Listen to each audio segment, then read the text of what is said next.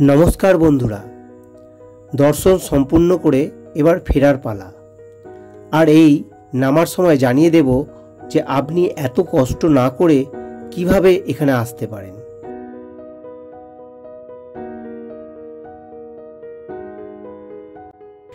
বন্ধুরা, কেদারনাথ বা অমরনাথের মতো এখানেও হেলিকপ্টার পরিষেবা আছে। সেক্ষেত্রে আপনি ভারমর থেকে হেলিকপ্টারেও এই মণিমহেশ কৈলাস দর্শনে আসতে পারেন। তবে তা এই জন্মাষ্টমী থেকে রাধাষ্টমী পর্যন্ত এই 15 দিন নিয়মিত খুব ভালোভাবে পরিষেবা পাওয়া যায়।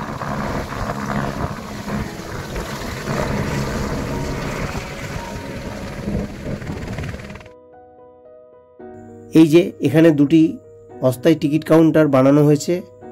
এখান থেকে আপনি ভারমর ফেরার টিকিট পেয়ে যাবেন। মাথা পিছু 4000 টাকা পড়বে এক ফিটের জন্য। তবে এখানে ফোনের নেটওয়ার্ক বা ইন্টারনেট সেভাবে পাওয়া যায় না, তাই সব কিছু অফলাইনে হয়, অর্থাৎ নগদে।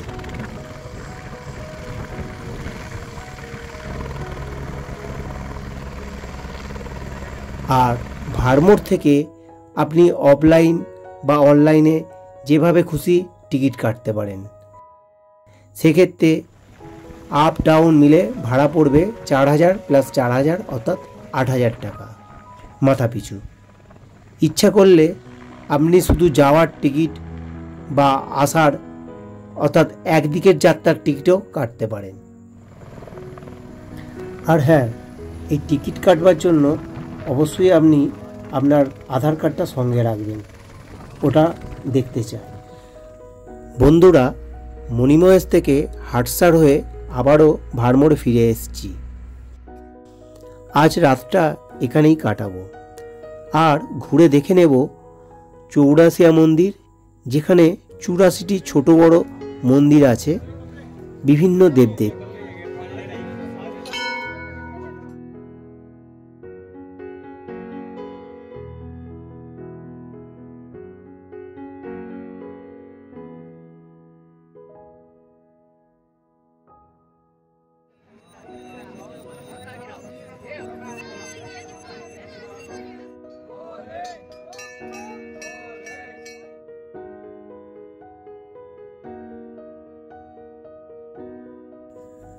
কথিত আছে ভারমানী মাতার মন্দির ও এই চৌরাসিয়া মন্দির দর্শন না করলে মণিমহেশ কৈলাস যাত্রা অসম্পূর্ণ থেকে যায়।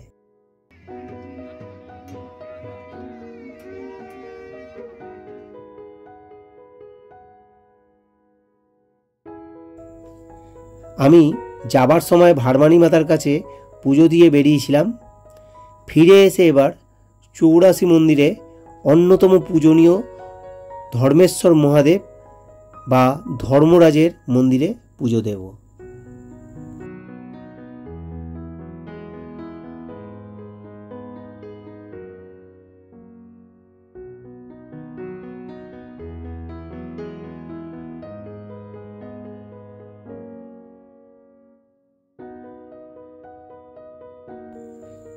এই জন্মাষ্টমীর সময় গোটা হিমাচল প্রদেশই উৎসবে মেতে ওঠে। আর এই মন্দির প্রাঙ্গণ, উৎসব মুখর এই মন্দির প্রাঙ্গণ এখন চলছে ট্র্যাডিশনাল হিমাচলি নৃত্যে। বেশ সন্ধ্যা থেকেই আমি এখানে আছি এই মন্দির প্রাঙ্গণে, এতগুলো মন্দির ঘুরে দেখছি আর সেই সঙ্গে এই সুন্দর নাচ আর গান শুনছি, দেখছি, মনোমুগ্ধকর এই দৃশ্য আর এই পরিবেশ উপভোগ করছি।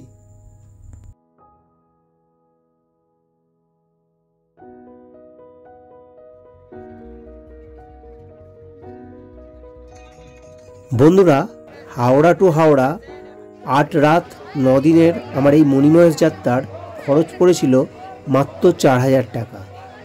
আর তারই পূর্ণাঙ্গ বিবরণ তুলে ধরব আমার অন্য একটি ভিডিওতে।